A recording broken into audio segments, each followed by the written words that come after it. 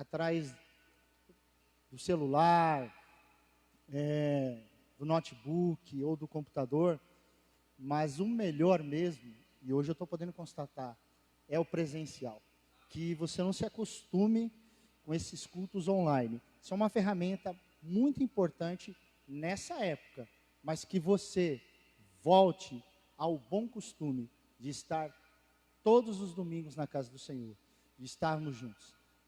Acredito que em breve estaremos, de acordo com as normas, os procedimentos, do Ministério da Saúde, seguindo as orientações. Mas eu quero agradecer mais uma vez. Hoje eu quero falar com você no livro de 1 Reis, o capítulo 19, e nós vamos fazer a leitura da palavra, e eu quero que você acompanhe, como o pastor Tiago já disse, que possa você compartilhar com outras pessoas, ou também chamar os familiares aí para a sala, e juntos poderem ouvir a palavra do Senhor, amém? Livro de 1 Reis, capítulo de número 19, diz assim a palavra do Senhor: E Acabe fez saber a Jezabel tudo quanto Elias havia feito, e como totalmente matara todos os profetas à espada. Então Jezabel mandou um mensageiro a Elias a dizer-lhe: assim me façam os deuses, e outro tanto, se de certo amanhã a estas horas não puser a tua vida como a um deles. O que vendo ele se levantou para escapar com vida, se foi e veio a Berseba, que é em Judá, e deixou ali o seu moço, e ele se foi ao deserto, caminho de um dia, e veio e se assentou debaixo de um zimbro, e pediu em seu ânimo a própria morte, e disse: já basta, ó Senhor, toma agora minha vida, pois não sou melhor do que os meus pais. E deitou-se e dormiu debaixo de um zimbro, e eis que então um anjo o tocou e lhe disse: levanta-te, come. E ele olhou, e eis que à sua cabeceira estava um pão cozido sobre as brasas e uma botija de água, e comeu e bebeu, e tornou a deitar-se. E o anjo do Senhor tornou segunda vez, e o tocou e disse: levanta e come, porque muito comprido te será o teu caminho. Verso 8: e levantou-se, pois, e comeu e bebeu, e com a força daquela comida, caminhou 40 dias e 40 noites até o Horebe, o monte de Deus. E ali entrou numa caverna, e passou ali a noite. E eis que a palavra do Senhor veio a ele e lhe disse: que fazes aqui, Elias? E ele disse: tenho sido muito zeloso pelo Senhor, Deus dos exércitos, porque os filhos de Israel deixaram o teu concerto, derribaram os teus altares e mataram os teus profetas à espada. E eu fiquei só, e buscam a minha vida para a atirarem. E ele lhe disse: sai para fora e põe-te neste monte perante a face do Senhor. E eis que passava o Senhor, como também um grande e forte vento, que fendia os montes e quebrava as penhas diante da face do Senhor. Porém, o Senhor não estava no vento. E depois do vento, um terremoto. Também o Senhor não estava no terremoto. E depois do terremoto, um fogo. Porém, também o Senhor não estava no fogo. E depois do fogo, uma voz mansa e delicada. E sucedeu que, ouvindo-a, Elias envolveu o seu rosto na sua capa e saiu para fora, e pôs-se à entrada da caverna, E eis que veio a ele uma voz que dizia: que fazes aqui, Elias? E ele disse ao Senhor: tenho sido de extremo zeloso pelo Senhor, Deus dos exércitos, porque os filhos de Israel deixaram o teu concerto, derribaram os teus altares e mataram os teus profetas à espada. E eu fiquei só, e buscam a minha vida para a atirarem. E o Senhor lhe disse: vai, volta pelo teu caminho, para o deserto de Damasco, vem e unge a Azael, rei da Síria, e também a Jeu, filho de Ninsi, ungirás rei de Israel, e também Eliseu, filho de Safate, de Abel-Meolá, ungirás profeta no teu lugar. E há de ser que o que escapar da espada de Azael, matá-lo-á Jeu, e o que escapar da espada de Jeu, matá-lo-á Eliseu. Também eu fiz ficar em Israel 7.000, todos os joelhos que não se dobraram a Baal, e toda a boca que não a beijou. Partiu, pois, Elias dali, e achou a Eliseu, filho de Safate, que andava lavrando com 12 juntas de boi adiante dele, e ele estava com a 12ª, e Elias passou por ele, e lançou a capa sobre ele. Então deixou ele os bois, e correu após Elias, e disse: deixa-me beijar o meu pai e a minha mãe, e então te seguirei. E ele lhe disse: vai e volta, porque te tenho feito isto. Voltou, pois, de atrás dele, e tomou uma junta de bois, e as matou, e com os aparelhos dos bois cozeu as carnes, e as deu ao povo, e comeram. Então se levantou e seguiu Elias e o serviu. Até aí, meus irmãos. Nesses dias nós temos vivido tempos de crise, mas não é só nos dias de hoje que nós vivemos dias de crise. Na minha vida, de todas as crises que eu já enfrentei, não foram poucas, de todas as pandemias, eu enfrentei desemprego, eu enfrentei enfermidade. Houve uma época que eu já era cristão, e eu fiquei doente da cabeça aos pés. Uma enfermidade que saíam feridas dentro do meu corpo, internamente e externamente. Foi algo horrível, que foram dias que eu pensei que eu nunca mais se levantaria de uma cama. Eu não conseguia comer, porque até a língua era toda enferidada. Diagnosticaram como alergia a um tipo de remédio, seria sulfa. E ainda outras crises que eu enfrentei na minha vida, crises ministeriais, mas de todas as crises que eu já enfrentei e ainda vou enfrentar, porque eu tenho consciência disso, que enquanto aqui na terra eu caminhar, enquanto aqui eu andar, enquanto aqui eu militar, enquanto aqui eu estiver na presença de Deus, eu enfrentarei crises, porque essas crises vão e elas vêm.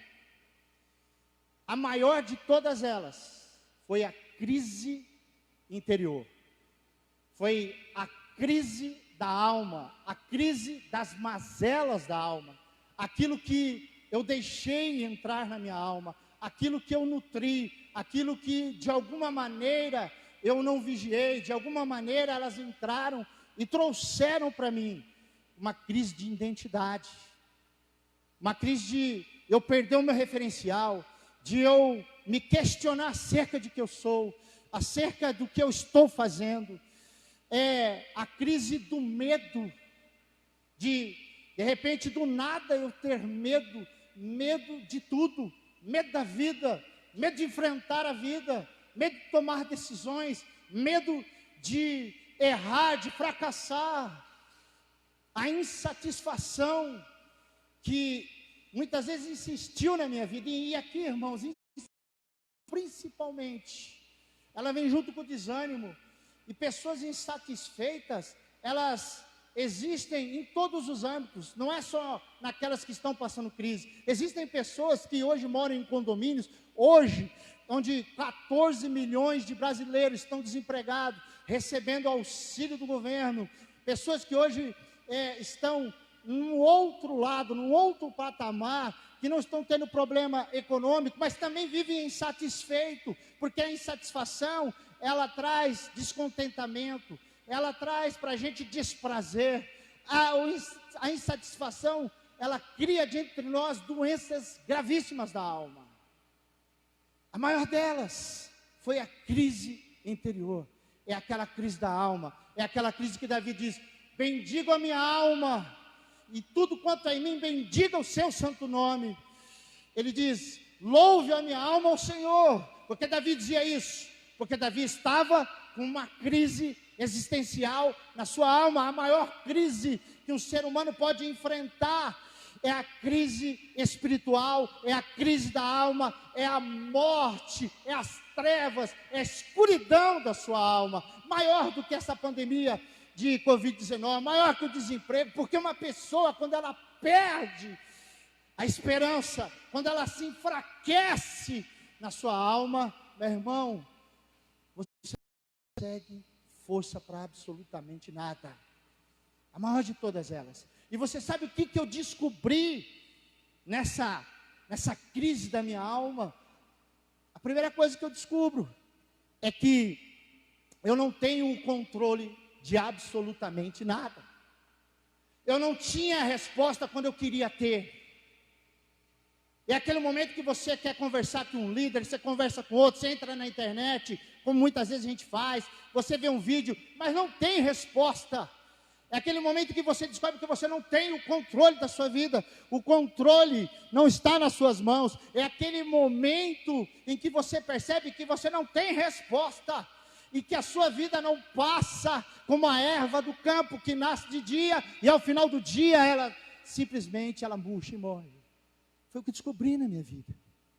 Outra coisa que eu descobri é que não existe um Superman cristão. Não existe, meu irmão. Se alguém prega isso, se alguém assume essa bandeira, não existe o Clark Kent, aquele cara que é o super-homem, que ele abre, aparece aquele A, aquele S aqui, eu sou o cara, e aí ele vai, ele resolve, porque até o super-homem não pode com a criptonita. Essa é a verdade. Não existe um super cristão, não existe um cara que tem uma auréola, não existe um homem hoje sobre a terra que você possa dizer: olha, esse é o cara, porque o mesmo que pensa estar em pé, ele pode cair. Que mais que eu descubro? Que Deus conhece a minha estrutura. Ele sabe, meu irmão, deixa eu falar uma coisa para ti, nessa noite, com toda a humildade. Ele sabe até mesmo quando você vai errar. Ele já te escolheu sabendo que você ia errar, sabendo das suas limitações, sabendo das suas dificuldades, sabendo que no caminhar da vida você poderia fracassar. Ele conhece a tua estrutura, ele sabe o quanto você pode suportar, porque ele conhece você desde o ventre da tua mãe. A palavra do Senhor diz que o seu nome está gravado na palma da sua mão. Ele conhece, ele sabe e conhece a minha estrutura. Ele sabe o quanto eu posso suportar. Mas quando eu não tinha resposta, quando eu não obtive nada, eu lembrei-me da palavra. E lembrei-me do profeta, no capítulo 6 de Isaías, quando Isaías perde lá o rei Uzias, quando o rei do trono terrestre, do temporal, ele morre. Isaías então ele perde a referência, ele entra também numa crise interior. Sabe o que ele faz? Ele diz a Bíblia que ele vai à casa de Deus, ele vai ao templo do Senhor. E o que é que ele vê lá? Ele vê três coisas. Ele vê, a primeira coisa, ele vê que Deus está sentado no trono. Deus se assenta no trono, e Deus está no comando de todas as coisas. Deus não se deixa ser apanhado por surpresa, Deus não se deixa ser apanhado por coisas que ele não tem o controle, muito pelo contrário, ele está sentado, ele está no controle, ele sabe todas as coisas, e ele não perdeu o controle de nada, da terra, da história e do mundo. Ele está lá, absoluto e soberano. Segunda coisa que o profeta observa, quando ele olha para cima, ele vê Deus assentado no trono. Então agora ele vê o que os serafins o glorificam e exaltam e diz: Santo, Santo, Santo é o Senhor. Que é isso? Ele não mudou. Deus não muda. Deus é o mesmo, é um Deus de santidade. Sabe que a santidade é justiça, é veracidade, é verdade. Um Deus que tem o cetro em suas mãos e que há de julgar os povos e as nações. A terceira coisa que ele descobre, além de ele ser santo, ele é adorado. Os serafins o adoram com as suas asas, 2 cobrem os rostos, 2 cobrem os pés, e com as outras ele o adora. Deixa eu te falar uma coisa, mesmo em meio à crise, Deus é adorado e sempre será adorado. Ele é adorado pelos anjos e ele é adorado pelos seus filhos, que somos nós. Amém? Ele continua absoluto. Aí você pergunta: pastor, o que é que tem a ver isso com o texto que nós acabamos de ler? Eu digo para você, tem tudo a ver. Se eu pudesse dar um tema a essa mensagem, eu diria: soberania de Deus e a fraqueza do homem. A humanidade, o lado humano de cada um. Se um psicólogo ele lesse a história que nós acabamos de ler, a história do profeta Elias, ele diria que Elias provavelmente sofria de bipolaridade. Era uma pessoa bipolar, era uma pessoa que ora ele estava no monte da transfiguração e ora ele estava no vale da sombra da morte. Você já se sentiu assim? Ora você está vencendo, ora você está lá em cima, ora você ora, você busca, jejua, se consagra, e tem hora que você não tem uma vontade de nada. Você não tem vontade nem de vir para a igreja, você não tem vontade nem de pegar o celular para escutar um culto, você não tem vontade de nada. Parece uma inconstância. Um psicólogo diria: esse cara, ele tem bipolaridade. Mas por que você está dizendo isso, Júlio? Deixa-me falar para você. Do início da vida desse homem, Elias aparece na Bíblia pela primeira vez, no capítulo 17 do livro de 1 Reis, e ele aparece num cenário onde Israel está vivendo o pior tempo da vida deles, um tempo de idolatria, um tempo sim de distanciamento, não social, mas distanciamento de Deus, da palavra de Deus, dos seus mandamentos, das suas leis, dos seus sacrifícios. No momento em que o povo está disperso, no momento em que o povo está agora voltado para outras crenças, estão adorando a Baal, seguindo outros deuses, estão afastados de Deus. Elias aparece num cenário de morte, num cenário de crise espiritual, moral. Há um rei que casou-se com uma mulher imoral. Ele aparece no capítulo 17, e ele então, Deus, ele manda ele falar com Acabe, e é interessante que a fala dele é assim, ó: tão certo como vive o Senhor, em cuja face estou, assim diz o Senhor, por 3 anos não cairá chuva, nem orvalho sobre a terra, conforme a minha palavra.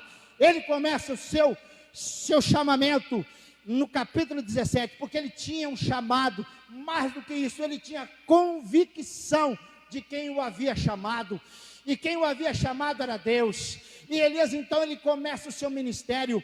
Logo após, aí a terra para de chover, Deus o envia ao Querite, ele recebe a provisão através dos corvos, ele é alimentado com pão e com carne de dia e de noite, e quando a água da fonte seca, Deus diz para ele: tenho preparado para ti uma viúva em Sarepta, que vai lá e ela vai te alimentar. E ele chega em Sarepta. Lá a situação é de fome e de miséria, e ele chega naquele contexto em que a mulher está apanhando uns cavacos, e ela tem um pouco de farinha, ela tem um pouquinho de azeite, e ela tem um filho, e ela diz ao profeta: olha, eu estou pegando o cavaco para fazer um bolo, para mim e para o meu filho, para comermos e depois morremos. Ele disse: antes prepare para mim, traga água para mim, porque não faltará nem a farinha e nem o azeite, e delas você será sustentado. E assim foi, porque ele assim o disse. Logo depois, o filho dessa mulher, ele vem adoecer, e ele morre, ele vai a óbito, ele evolui a óbito. E é interessante que a mulher o procura, e a mulher então vai ao profeta, e ele vai até a casa dela, ele toma um menino, ele leva para o seu leito, ele clama a Deus, para que volte a alma àquele corpo, para que ele sopre a vida sobre aquele menino, e aquele menino então, ele ressuscita, imediatamente aquela mulher diz assim, agora vejo, que a palavra de Deus, na tua boca, ela é verdadeira, mas não acaba aí, olha o início do chamado desse homem, uma convicção, de fé, de coragem. Ele então se encontra novamente com o rei, e agora ele dá uma palavra de exortação. Meu irmão, deixa eu fazer um parênteses aqui, eu tenho ouvido muita gente se acovardar, me perdoe se eu estou julgando, mas muita gente está se acovardando, não está se posicionando de fato em relação à situação.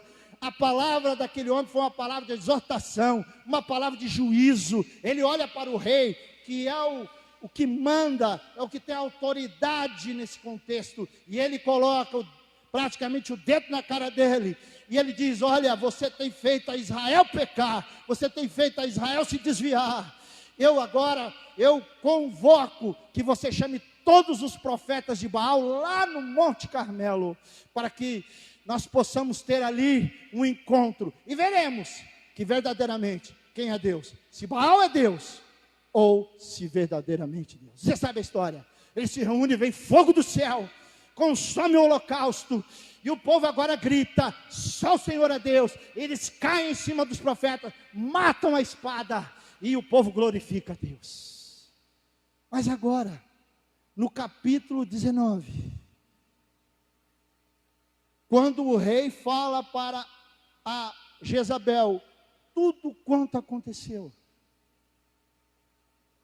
esse homem ele muda, esse homem ele passa a ter um outro comportamento.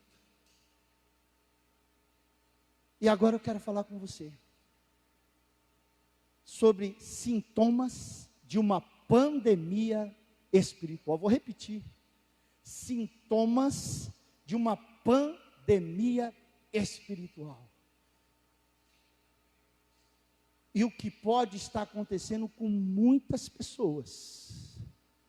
Muitas pessoas. E eu vou ser ousado para te dizer, até mesmo, e diria a maior delas, quantidade, estão dentro da igreja. Estão doentes com pandemias espirituais. E eu vou falar sobre elas agora. Esse homem, ele mudou. A partir do momento que ele ouve a voz desta mulher dizendo que iria tirar a vida dele, um homem que tinha intimidade com Deus, que ele disse, cuja face estou, presta atenção. O que é estar cuja face?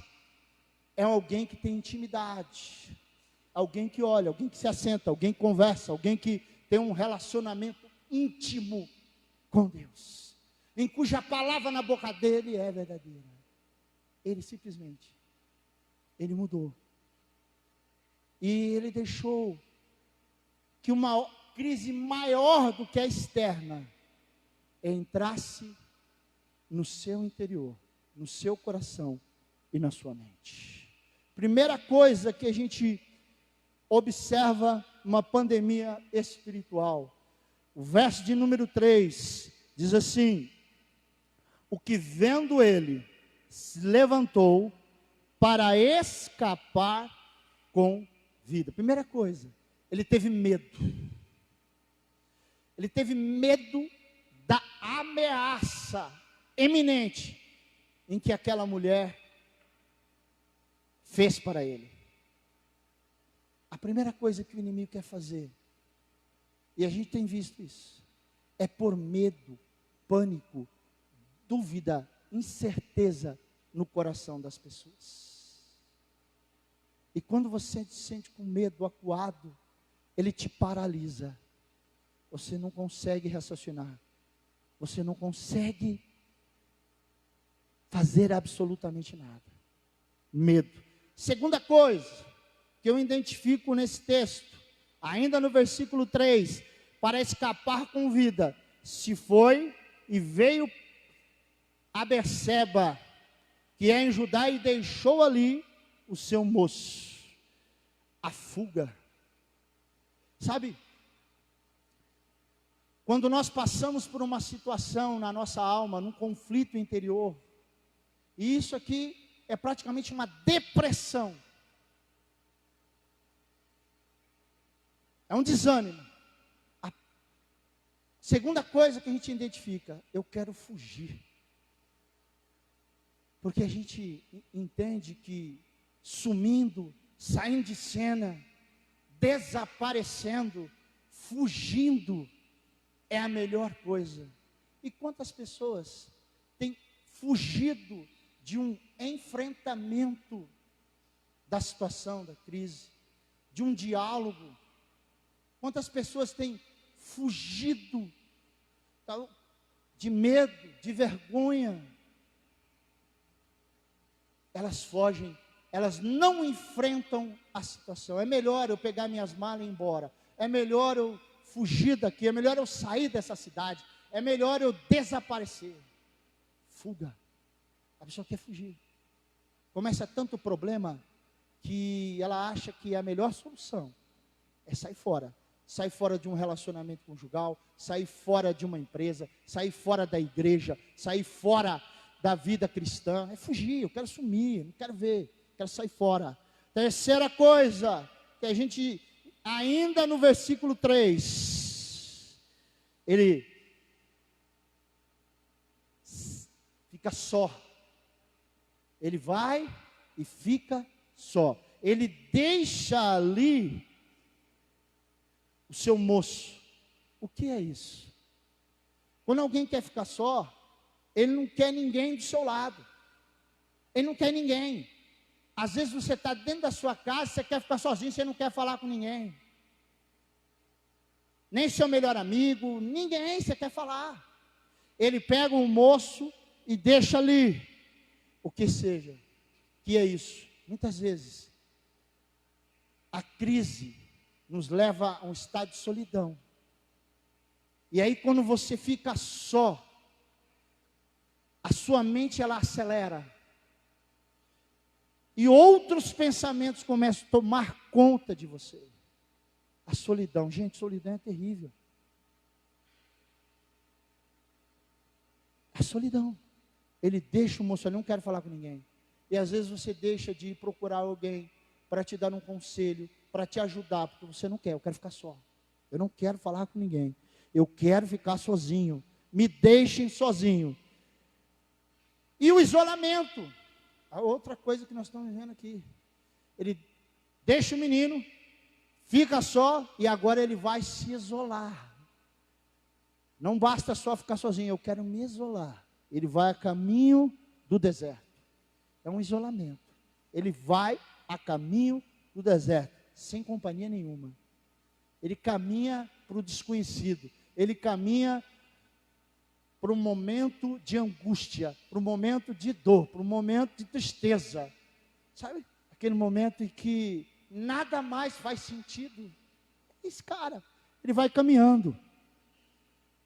Quinta coisa que eu vejo, versos de 1 no 4, leia aí, ele diz assim: veio, assentou-se debaixo de um zimbro e pediu em seu ânimo a morte. Ele pediu o quê? Ele pediu a morte. O profeta Elias, ele agora então, ele pede o quê? Eu quero morrer. Sabe, eu já passei por isso. Eu estou aqui falando de mim, eu não estou falando de ninguém, eu estou falando da experiência, das maiores crises que eu já enfrentei na minha vida, interiormente. É aquele momento do isolamento, aquele momento da solidão, aquele momento da fuga, aquele momento do medo. É um momento então que as vozes te cercam, o inimigo te cerca, a circunstância te cerca, você já está tomado na sua mente. Então, o que aparece para você? Aparece a morte, como se fosse única opção que você teria. Eu quero a morte. Você sabe qual que é a diferença de uma pessoa abalada emocionalmente, sofrendo de doença de depressão, síndrome do pânico, medo, toque? Ela, ao contrário de um paciente terminal de câncer que quer viver, essa pessoa ela pede a morte. Pediu a morte. Um profeta, Elias, ele pede a morte. Que mais que eu identifico numa pandemia espiritual, você vai identificando como é que você está a sua vida. Como é que você está? O que é que você tem sentido? Quais os sintomas? Se ainda leves, você tem que prestar atenção. Ele agora desiste da vida. Ainda no versículo 5, olha o que ele fala. Ele diz assim, no versículo 4, perdão. Já basta, ó Senhor, toma agora a minha vida, pois não sou melhor do que meus pais. Veja só uma coisa. Você já falou coisas sem sentido? Já falou? Você já falou coisas assim, que não tem sentido o que você está falando? Vou dar um exemplo aqui. Jó é um exemplo, de que, depois da conversa com Deus no rodemoinho, ele chega a uma conclusão, ele diz assim, na verdade eu falava do que eu não sabia. E falar é do ser humano. Com o falar nós julgamos, com o falar nós condenamos, com o falar nos justificamos, com a fala nós muitas vezes construímos ou destruímos. Tiago vai falar, com a mesma boca nós bendizemos a Deus e o maldizemos. E com a mesma boca nós amaldiçoamos as pessoas, porque de uma fonte, a Bíblia diz, não pode jorrar maldição e bênção. Ele chega a falar, e às vezes ele fala isso. Paulo escreve no capítulo 4 de Filipenses, versículo 7, que a paz de Deus, que excede todo entendimento, guardará o vosso coração e os vossos pensamentos. Então, quando você se sentir desta maneira, você tem que prestar atenção no que você fala, no que você diz, porque você pode estar dizendo algo de Deus, sem sentido algum. É uma pessoa louca. Outro sintoma que nós vemos, além da oração sem sentido, olha, veja o verso. Ele diz assim, eu não sou melhor do que os meus pais. Sabe o que é isso? É comparar-se com os outros. Você chega a essa situação, você já se comparou com os outros? Você percebe, a insatisfação gera isso. Ela gera descontentamento, ela faz com que você valorize mais o que você não tem, ou seja, sua casa, sua família, seus bens, seu emprego, sua igreja, seu ministério, do que aquilo que você tem. É quando você olha para o outro e diz assim, aquele cara é melhor que eu, aquela pessoa é melhor que eu, aquela pessoa, ela tem habilidades que eu não tenho, é comparar-se. Eu digo aqui para você, não se compare com ninguém, não se deixe ser comparando com ninguém. Ele se comparou, eu não sou melhor que os meus pais. Deixa eu te falar, quem pode dizer algo a teu respeito não são as pessoas. Deixa eu abrir um parênteses aqui, sabe? O invejoso, ele inventa as coisas. O fofoqueiro, ele espalha, e o tolo acredita. Então deixa eu te falar uma coisa, não se compare com ninguém. Seja você, seja idêntico. Ele se comparou. E quando você se compara, você pode perceber que você sempre vai baixar o seu nível e vai aumentar o do outro. Não faça isso. Isso é um sinal. Comparação. Salmo 73, Asaf fez isso. Quando ele sai do templo, ele diz assim, que ele fica indignado com a prosperidade dos ímpios, como eles andavam e como eles prosperavam. Mas quando o Senhor então mostra o final dos ímpios, Asaf então chega à conclusão que diz, quanto a mim, louvado seja Deus, que não desviei-me da casa do Senhor. Não se compare com ninguém, você é único, é exclusivo. Amém, queridos? Versículo 5, ele diz assim, dormiu. O que é esse sono? Esse sono aqui, é um sono, aquele sono que você... Sabe quando você já dirigiu? E aí você está na estrada assim, e aquele sono vem, que você está cansado, sabe aquele sono do cansaço? E você luta com o sono, porque você sabe que você não pode dormir, que você pode causar um acidente, você pode morrer, você pode ser imprudente e algo ruim vai acontecer. É aquele momento que você luta, mas você dá uma cochilada. Já aconteceu comigo. Esse é o sono de baixar a guarda. É aquele momento que você baixa a guarda. Então o inimigo está esperando justamente você baixar a guarda. Quando você baixa a guarda, ele age na sua vida. Esse é o sono que pode te levar à morte. Quando você baixa a guarda. Sabe o que é baixar a guarda? Você deixa de orar. Você deixa de ir aos cultos. Você deixa de se dedicar à obra do Senhor. Você deixa de ir para a palavra. Você baixou a guarda. Você está dormindo. E a última coisa, um sintoma de uma pandemia espiritual: justificar-se com exagero. Eu aprendi uma coisa na minha vida cristã. Ele diz assim, por várias vezes, não vou ler o texto, temos que ir adiante. Ele diz assim, ele diz a Deus, ele diz assim: Senhor, eu tenho sido zeloso por demais com a tua obra, eu tenho guardado os teus mandamentos, mas o teu povo, olha aí, mas o teu povo tem se desviado. Sabe o que é isso? É aquele momento em que você quer justificar os teus erros, justificar os teus pecados, justificar a tua fraqueza. Não faça isso. E as pessoas têm mania de justificar com exagero, colocar a culpa no outro, sabe?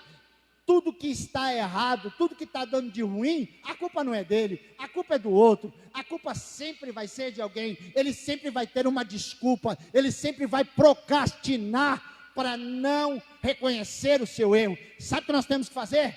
É fazer como o filho pródigo, Evangelho de Lucas, quando esse, depois de sair da casa do pai, ele vai então, anda pelo mundo, gasta todo o dinheiro, vai parar ali, numa cidade, há fome na região, ele vai trabalhar numa fazenda, ele vai tratar os porcos, então ele analisa a vida dele com a dos porcos, e ele chega a uma conclusão, a Bíblia diz, caindo em si, ele reconhece que ele errou, mas existem pessoas que até para pedir perdão, elas vão diante de Deus querendo dizer assim: Senhor, eu fiz isso por conta disso. Está errado, meu irmão. Quem nos justifica é Deus. 1 João, capítulo 1, verso número 9. Se confessarmos os nossos pecados, Ele é fiel e Ele é justo, para não só perdoar os pecados, mas nos purificar de toda injustiça. Pare de querer ser advogado de Deus. Amém? Pá, Júlio, como é que eu faço? Bom, eu quero concluir aqui rapidamente essa palavra, dizendo para você, como reagir, como vencer, qual é a saída, qual é a cura. Nesse momento a gente encontra uma resposta para a vida, não só de Elias, mas para a minha vida. Como que eu pude, então, buscar essa cura? Alguém disse o seguinte, olha, ouça-me, diz assim, o maior guerreiro não é aquele que vence batalha e milhares. O maior guerreiro é aquele que vence a si mesmo. Sabe o que é isso? É Jesus vindo sobre as ondas, os discípulos estão no barco, então ele acalma a tempestade. Aliás, Jesus está no barco, vem a tempestade, e aí os discípulos ficam incomodados que ele está dormindo, o acordam, desesperado, com medo, com esses sintomas, e aí então Jesus olha para o mar e diz, aquieta-te, vento, e o vento cessa, o mar se acalma, e aí ele olha para dentro do barco, e a maior tempestade, a maior crise, era aquela que estava dentro deles, porque sois tão tímidos. Veja, o maior guerreiro é aquele que vence as batalhas dentro de si. Seu maior inimigo, ele é você mesmo, se você não tomar cuidado. Você já percebeu, para encorajar alguém, você está sempre tendo uma palavra? Se alguém te liga, te manda um WhatsApp, você vai na Bíblia, pega um versículo. Tem gente que pega a frase pronta, né? Os versículos mais usados são, o Senhor é meu pastor, nada te faltará, que habita no esconderijo do Altíssimo, a sombra do Onipotente descansará. Eu levo meus olhos para o monte, onde virá o socorro. Isso é bom para dar uma palavra para alguém, mas quando se trata da selfie da vida, de você olhar no espelho e ver você mesmo, para você se encorajar, para te dar uma palavra de ânimo, você não tem força. Já percebeu? A gente é assim. Os líderes, maiores líderes, os mais experimentados, eles nascem na crise. Por isso, pastor, meu amigo aqui, Tiago, tenha certeza, você está sendo forjado na crise. Você está sendo forjado na usina de Deus. O vento que traz crescimento para a igreja é a crise. O que espalha a santidade, o que espalha a salvação é a crise. A resposta para esse mundo, para essas pessoas, é a palavra de Deus. Amém? Muito bem, versículo 7, versículo 5 e 7. Olha o que a Bíblia diz. A Bíblia diz que ele está no deserto, ele está debaixo de um pé de zimbro. O anjo do Senhor aparece e toca-o. O anjo do Senhor, ele aparece e toca-o. Sabe o que é isso? E a Bíblia diz que por 2 vezes o anjo aparece, traz pão, traz água, mas antes ele tem que tocar o Elias. Por que ele tem que tocar o Elias? Porque o Elias está dormindo. Meu irmão, levanta, ó, tu que dormes, e resplandece, porque com certeza a luz virá sobre ti. Sabe o que é esse toque aqui? Deixa eu te falar uma coisa, que está na minha vida, é o toque do renovo, da restauração, é o toque do levanta-te, levanta-te, é aquele toque para você se reanimar, é aquele toque, sabe, de você voltar a ser fervoroso. Paulo vai escrever aos Romanos, que o crente, ele é fervoroso no caminho, ele é alguém entusiasmado. Esse toque é o segundo toque, é aquele que Jesus tocou os olhos do cego, que da primeira vez ele olhou e viu o quê? Viu como árvores. Talvez você está assim, vendo e enxergando coisas obscuras, como árvore, mas Jesus então vai dar um segundo toque naquele homem. O que é isso? Dentro da nossa doutrina da Nazareno, isso é a segunda obra da graça, é a regeneração, é a renovação, é a santificação, é aquilo que nos traz um lampejo de fé, é o momento de voltar ao monte, é o momento de voltar a orar em línguas, é o momento de voltarmos aos dons. Qual outra coisa que eu aprendo da cura? O anjo diz: levanta-te, põe de pé. Sabe o que é levantar? É Jacó no vale do Jacó. Se levanta naquela onda. Sabe o que fala levantar? Levantar fala de decisão, de decidir. Eu decido levantar-se. Deixa eu te falar uma coisa, não deixe que a crise, não deixe que as circunstâncias, a tribulação, os intempéries da vida, não deixe que as pessoas sejam protagonistas da sua vida, mas que essas coisas sejam coadjuvantes e que você seja o protagonista da sua história e da sua vida. Levanta-te hoje, toma força. Terceira coisa, o anjo diz: come e bebe, porque com a força dessa comida você vai caminhar. Sabe o que é isso? Esse aqui, comer, beber. A Bíblia fala que Jesus, ele é o pão da vida. A Bíblia fala que Jesus é a água da vida. Beba dessa água. Aquele que tem sede, vem a mim e beba, e eu darei. É a palavra de Jesus para a mulher, ali naquele tanque, naquele poço, quando ele encontra aquela mulher. E a mulher então não sabe com quem está falando, e ele diz, ela acha que eles deveriam beber em Samaria, que o lugar de adoração era em Samaria. E Jesus disse para ela: vem, a hora já chegou, em que os verdadeiros adoradores adorarão o Pai e o Espírito em verdade. Ó mulher, se tu soubesses que quem te dá dessa água jamais teria sede.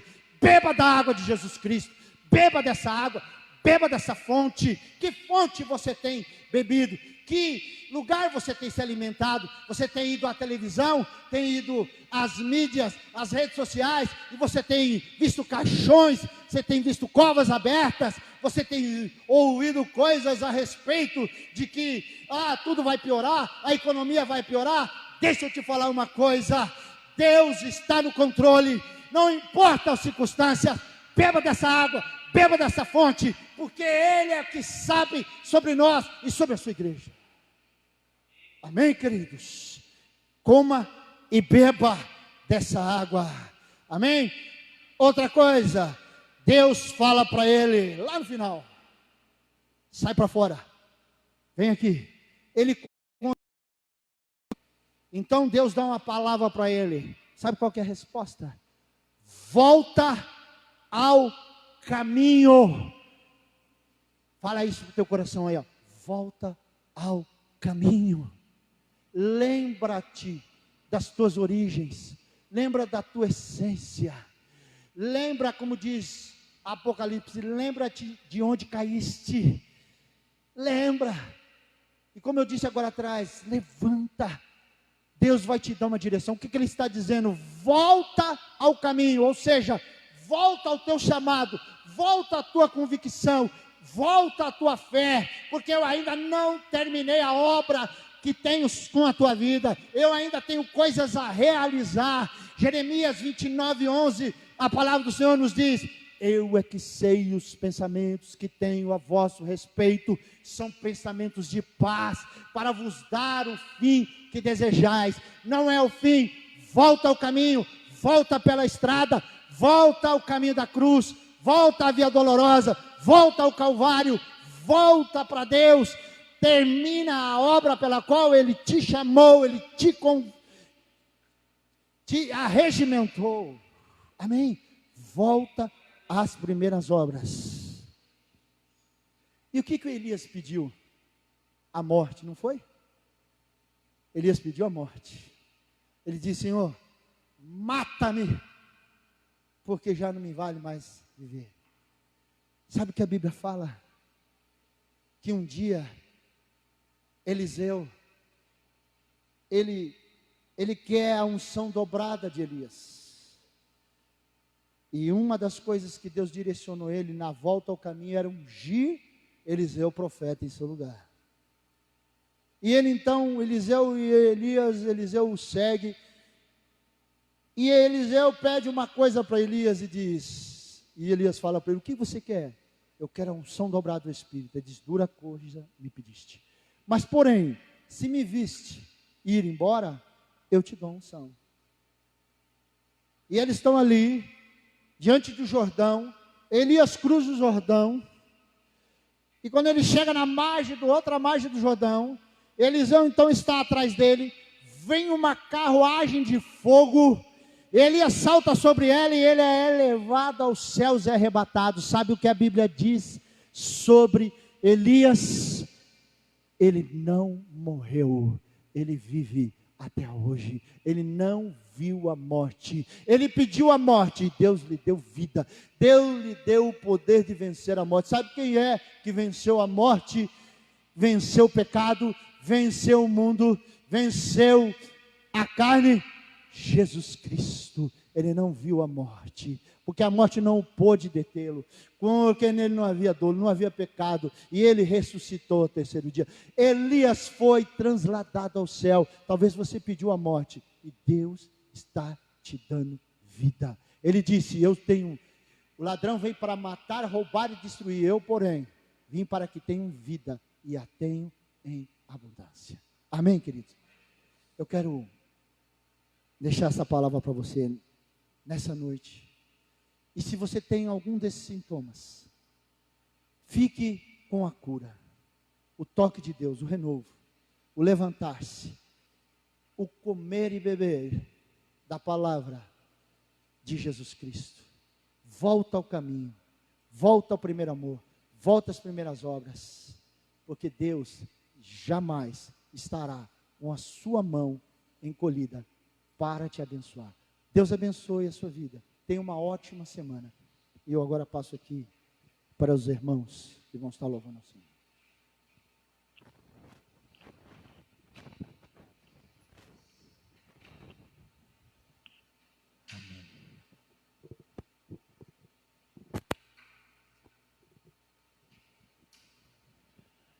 Amém. Glória a Deus. Chamar o pastor Júlio de volta aqui para orar. Para fazer uma oração de poder, palavra poderosa que você tenha recebido nessa noite. Amém? Amém. Glória a Deus. Senhor, nosso Deus e nosso Pai, Louvado seja o teu nome. Nós queremos nessa noite, Deus, te agradecer, te louvar e te adorar na beleza da tua santidade, Senhor. Porque verdadeiramente o Senhor é bom para com os seus filhos. E quando o trono da terra estiver vazio, quando os governantes desse mundo estiverem distante de ti, Senhor,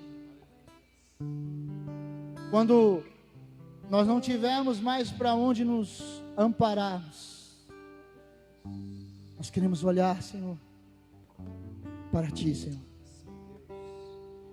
E como ovelha levadas ao matadouro, Senhor, todos os dias, sabemos, ó Pai, que o Senhor nos justifica, que o Senhor nos guarda. Sabemos que apesar de nossas falhas, nossa fraqueza, nossos erros, pecados, limitações, ó Pai, existe um Deus que com o amor encobriu a multidão de pecados, ó Pai. Um Deus que salva, que encontra o perdido, que dá graça. Te louvamos pela maravilhosa graça, Senhor, que quando nos encontra, ela nos abraça, nos acolhe, nos consola, nos encoraja a ir em direção à luz, Senhor. Há muitas pessoas, ó Pai, nesses dias preocupadas, pais de família, Senhor, que talvez estejam com esses sintomas, com medo, querendo fugir da situação. Estão num isolamento espiritual, num distanciamento espiritual com Deus, com a igreja. Estão desviados e afastados, ó Pai. Eu peço, Senhor, visita esses lares agora. Visita essa nação, sara essa nação, Senhor. Pai, eu oro pela liderança cristã nesse país, ó Pai. Que todo o individualismo, que todo, Senhor, egocentrismo, que todo o orgulho, que toda soberba, ó Deus, seja trocado, Senhor, por uma unidade, porque a tua palavra diz que nós somos um em Cristo. A palavra do Senhor diz que a igreja, fala sobre a unidade da igreja, do corpo do Senhor, Pai. Sabemos que unidos, juntos, nós somos mais fortes, ó Pai. Somos como o cordão de 3 dobras, ó Pai. E nessa noite eu quero profetizar, Senhor, sobre cada lar, cada família, sobre essa igreja, sobre, ó Deus, esse ministério, Senhor, sobre as pessoas que congregam sobre esse lugar, Senhor, em nome de Jesus. Que o Espírito de Deus, ó Deus, sopre, reanime. Que hoje que celebramos o dia de Pentecoste, que esta chama do fogo, que este vento impetuoso, que venha como línguas repartidas, que venha capacitar, que venha, Senhor, fortalecer, que venha encorajar, que venha levar-nos a espalhar o Evangelho, a pregar as boas novas de Cristo, a trazer restauração, cura aos corações, ó Pai. Leva-nos, ó Pai, ó Deus, guia-nos, ó Pai, leva a tua igreja, Senhor, porque sabemos, ó Pai, ó Deus, que o Senhor nos revestirá de poder. Leva-nos a uma vida de íntima, ó Deus, de oração, de alegria, de fervor. Torna, dá a alegria da tua salvação, Pai. Tira, Senhor, as mazelas da alma, tira a angústia, tira, Senhor, a tristeza, tira, Senhor, o olhar de julgar, tira, Senhor, o aperto da alma. Lava-nos completamente. Como disse Davi, cria em mim, ó Deus, um coração puro, um coração, um espírito quebrantado. Lava-nos completamente, ó Deus, com isso. Renova, Senhor, ó Deus, as nossas vidas. Aqueles que choram, que o Senhor os alcance, que serão consolados.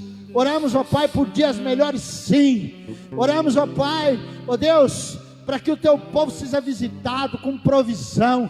Ó Deus, que o teu povo seja visitado com cura, com libertação, com restauração, com palavra de ânimo, Senhor.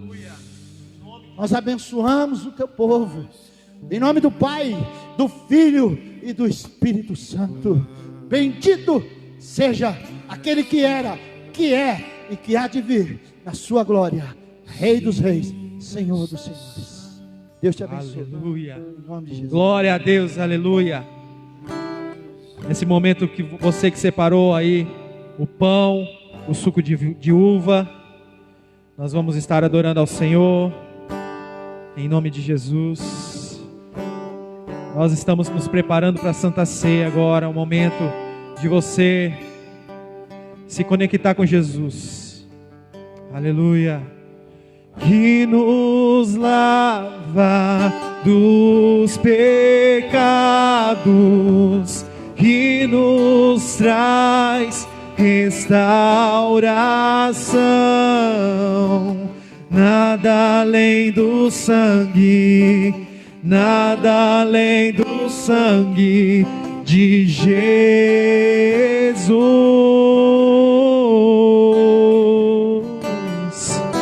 que nos faz brancos como a neve, aceitos como amigos de Deus. Nada além do sangue, nada além do sangue de Jesus, que nos lava, aleluia,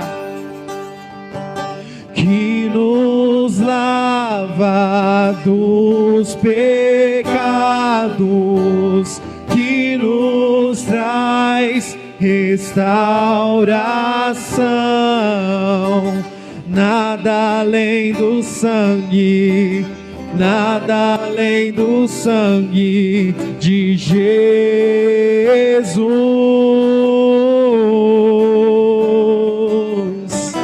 que nos faz brancos como a neve, aceitos como amigos de Deus. Nada além do sangue, nada além do sangue de Jesus. Aleluia, aleluia. Que palavra Glória abençoada. Tenho certeza que Deus falou muito ao teu coração. E esse é o momento que nós vamos participar da mesa do Senhor. Como falamos no início desse culto, se você puder agora aí, um pouco de suco. Se você não tiver o suco, pode pegar um pouco de água, um pedaço de pão.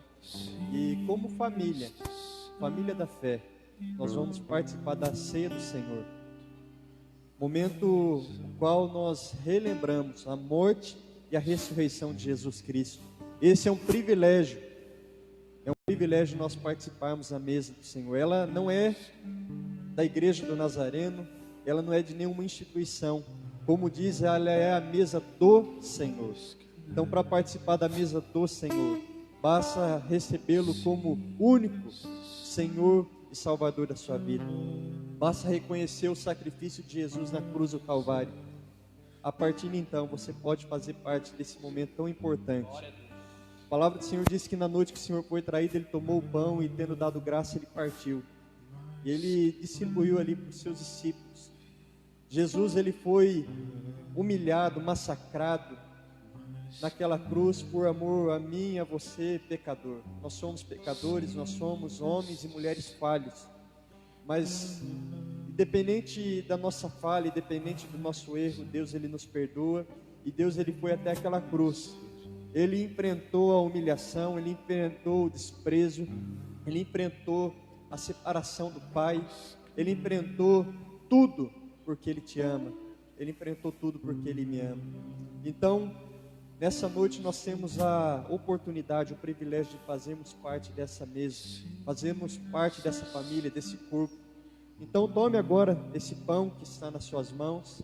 Nós vamos orar dando graça ao Senhor por tudo que Ele tem feito na nossa vida, por tudo que Ele fez já na nossa vida e pelo seu sacrifício ali naquela cruz. Pai, muito obrigado por tudo. Obrigado pelo teu perdão, obrigado, Senhor Deus, pelo teu amor.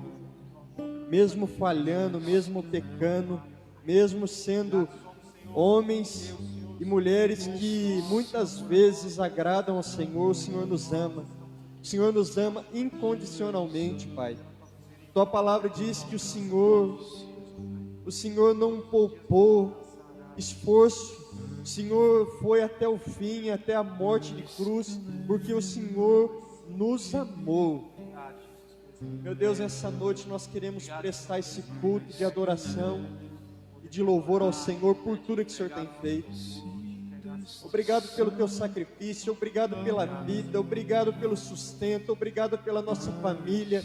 Obrigado, Jesus. Essa é uma noite onde nós queremos expressar a nossa gratidão, Pai.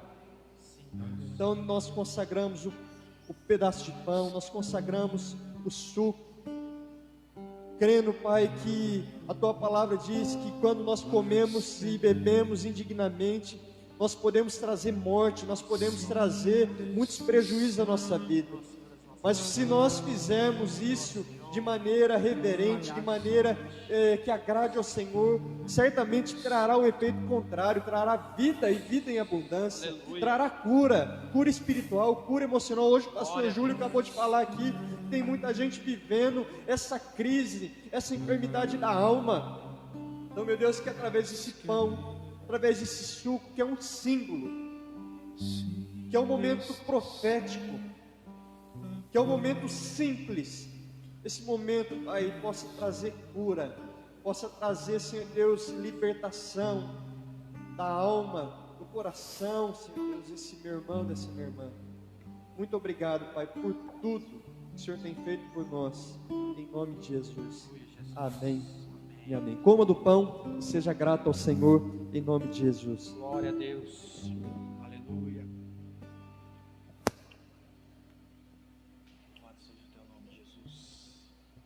Aleluia, glória a Deus. Chamar o pastor Júlio aqui para orar pelo cálice. Da mesma maneira, depois de tomar o pão, partir o pão e dar graças, o Senhor, Ele tomou o cálice da nova aliança. E nós queremos agradecer a Deus, agradecer a Jesus pelo sangue que foi vertido naquela cruz, por mim e por você. Esse sangue que traz purificação, esse sangue que traz vida, e nós queremos agradecer ao Senhor. Então pega agora o suco, se você quiser compartilhar com seu marido, com a sua esposa, com os seus filhos, aí dentro da sua casa você pode compartilhar, e nós vamos orar, e depois de orar, nós vamos tomar o cálice e glorificar ao Senhor por tudo que Ele tem feito por nós. Amém. Glória a Deus. Pai, nós queremos consagrar, Senhor, o suco, mas queremos o fazer com alegria, não com tristeza, não com pensamentos que querem trazer sobre nós peso de culpa, de condenação, porque a palavra de Deus diz que nenhuma condenação há para aqueles que estão em Cristo Jesus, cujas vidas estão cobertas pelo sangue. E é com alegria que nós erguemos esse cálice nessa noite, Senhor. É o cálice da vida.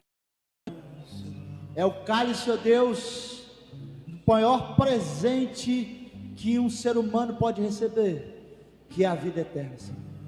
E só foi possível isso através do sangue puro carmesim que desceu, que verteu naquela cruz, Senhor.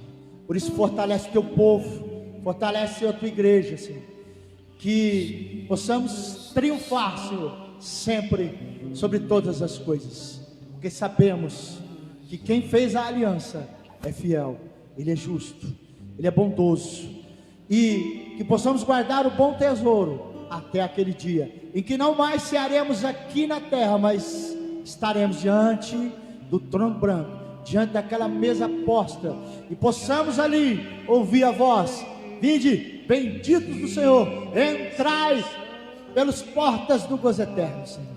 Obrigado, Deus. Nós oramos e consagramos esse cálice em nome de Jesus. Beba do cálice e seja grato ao Senhor.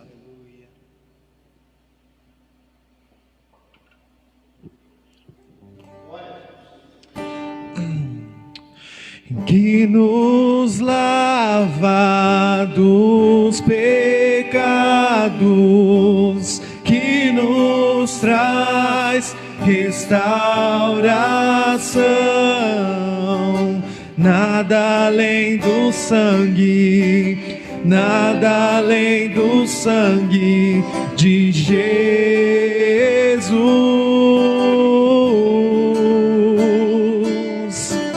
que nos faz brancos como a neve, aceitos como amigos de Deus. Nada além do sangue, nada além do sangue de Jesus.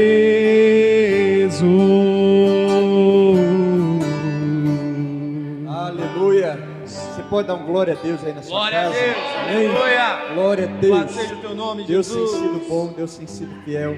Nós queremos agradecer ao Senhor por tudo que Ele tem feito por nós. Agradecemos a presença do pastor Júlio, que nos abençoou tanto, que falou ao coração de todos nós aqui. Tenho certeza que falou ao teu coração. Que Deus possa abençoar a vida, a família do pastor Júlio, em nome de Jesus. Amém?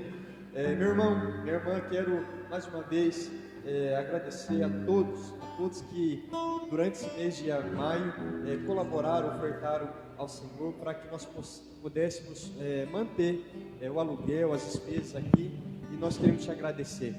Agradecemos a todos que têm ajudado financeiramente, têm ajudado em oração, têm ajudado, mesmo o prédio, a gente utilizando tão pouco, tem vindo aqui, feito a limpeza.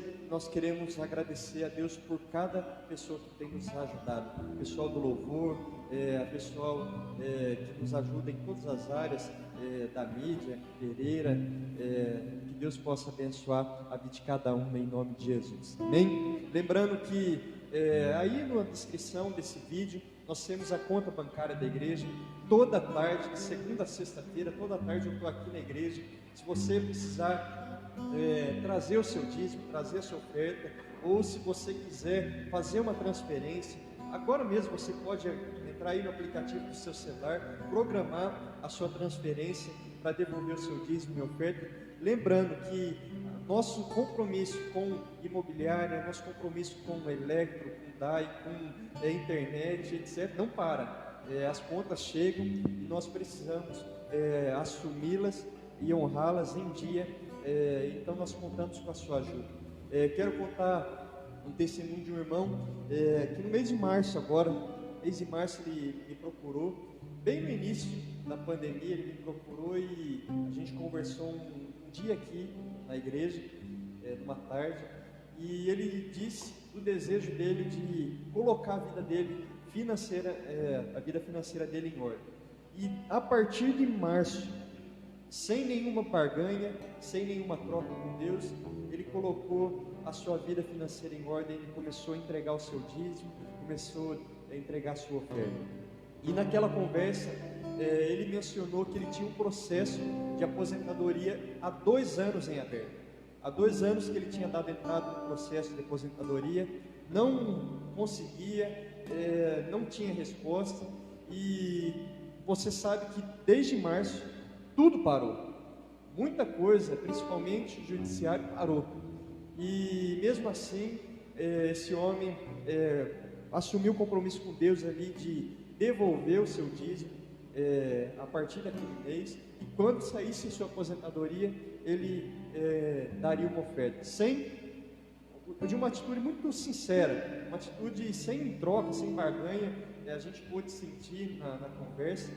E é interessante que aquela atitude que ele teve foi no meio de março. E no início de maio agora, depois de 40, 50 dias, ele recebeu a carta do INSS e ele conseguiu a contemplação da aposentadoria dele. 40 dias depois de aguardar 2 anos. Então, atitudes simples e honestas como essa certamente agradam a Deus. Atitudes que eu vejo de alguns irmãos que todos os meses têm trazido o seu dízimo, têm trazido a sua oferta, porque crê nessa obra, porque crê nesse projeto.